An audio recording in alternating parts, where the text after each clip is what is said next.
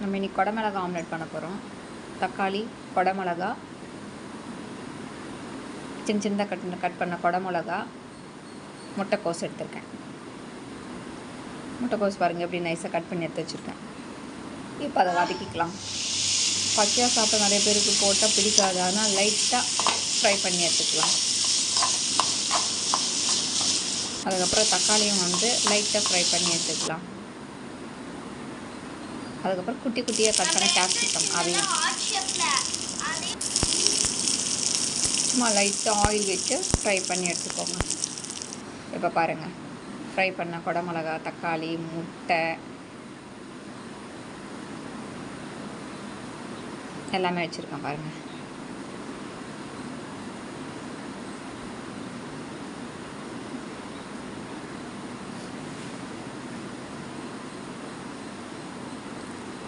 இப்போ பேனில் எண்ணெய் போட்டுக்கலாம். இப்போ நல்லா ஸ்ப்ரெட் பண்ணி விட்டுக்கோங்க.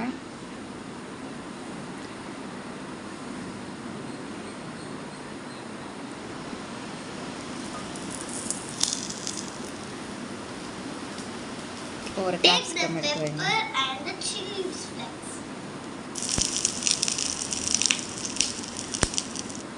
அது பெப்பர் பொடியும் சில்லி பவுடரும்.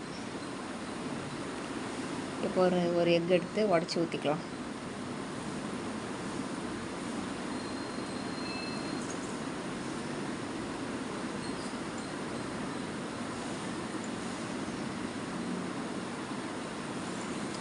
லைட்டாக பெப்பர் பொடி போட்டுக்கோங்க.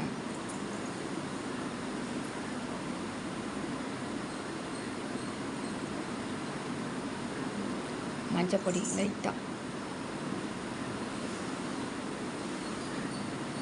ஃப்ரை பண்ணி வச்சுருக்கிறேன் முட்டைக்கோஸ் போட்டுக்கோங்க.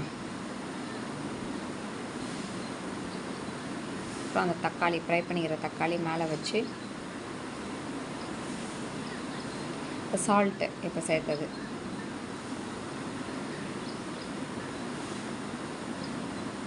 இப்போ தக்காளியை வச்சுக்கோங்க. அது மேலே ஃப்ரை பண்ணி வச்சது கேப்சிகம் ஸ்மால் பீஸு.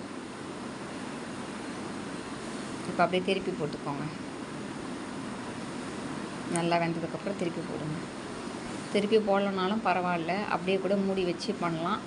நான் திருப்பி போட்டு பண்ணியிருக்கேன்.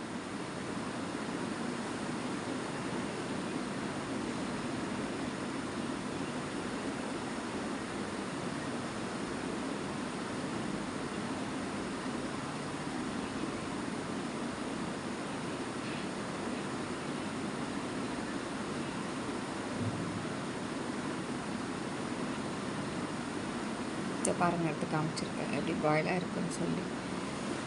நார்மலாகவே முட்டைக்கோஸ்லாம் பிடிக்காத பசங்க நிறைய பேர் இருப்பாங்க, சேர்த்துக்கவும் மாட்டேங்க சமையல். அப்போது இந்த மாதிரி ஆம்லெட்டில் சேர்த்து சாப்பிடும்போது அதுக்கான சத்தும் கிடைக்கும், சாப்பிட்டா ரொம்ப நல்லது. ஸோ இந்த மாதிரி ட்ரை பண்ணி பாருங்கள், உங்களுக்கும் பிடிக்கும். இப்போ நான் அது ஒன்று மட்டும் தனியாக செஞ்சு காமிச்சு இப்போ 3 செஞ்சுருக்கேன் பாருங்கள். இது அதுக்கு என்ன போட்டணும் அதே தான். முட்டை, பெப்பரு, சில்லி பவுடரு, சால்ட்டு, முட்டைக்கோஸ் போட்டிருக்கேன். அது மேலே இப்போ பாருங்கள் டொமேட்டோ ஒன்று வைக்க போகிறேன். டொமேட்டோ பீஸு,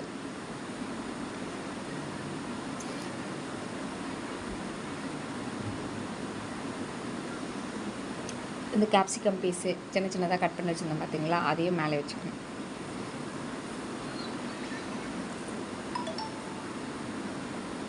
சின்ன பசங்களுக்கு நம்ம நார்மலாக எப்பயும் போல் ஆம்லேட் பண்ணி கொடுத்தா சாப்பிடுவேன், அதே போர் அடிக்கும் அவங்களுக்கு சாப்பிட்டு. ஸோ கொஞ்சம் டிஃப்ரெண்ட்டாக செஞ்சு கொடுக்கலாம் சம்மரில் அப்படின்னு சொல்லி இந்த மாதிரி ட்ரை பண்ணலாம். வேறு எதுனா வெஜிடபிள், கேரட்டு அந்த மாதிரி வேறு வெஜிடபிள் வச்சு கூட நீங்கள் ட்ரை பண்ணலாம், சூப்பராக இருக்கும். நான் இது மட்டும் இன்றைக்கி வச்சு ட்ரை பண்ணியிருக்கேன். நீங்கள் கேரட்டு, முட்டைக்கோஸ் எல்லாமே வச்சு கூட ட்ரை பண்ணி பாருங்கள், கொஞ்சம் சேர்த்து, அதுவும் சூப்பராக இருக்கும். இப்போ 3 பண்ணியிருக்கேன் பாருங்கள்.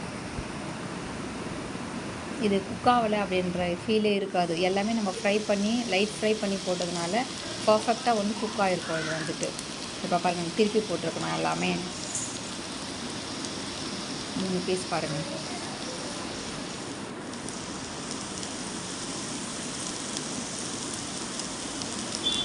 இப்போ பாருங்கள், நல்லா ஃப்ரையாக இருக்குது பாருங்கள், தெரியுதுங்களா?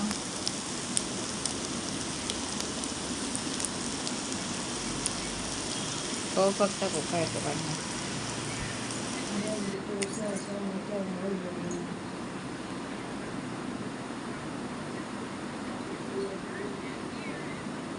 இது கூட கெச்சப்போ இல்லை டொமேட்டோ சாஸோ யூஸ் பண்ணி சாப்பிட்டு பாருங்கள்.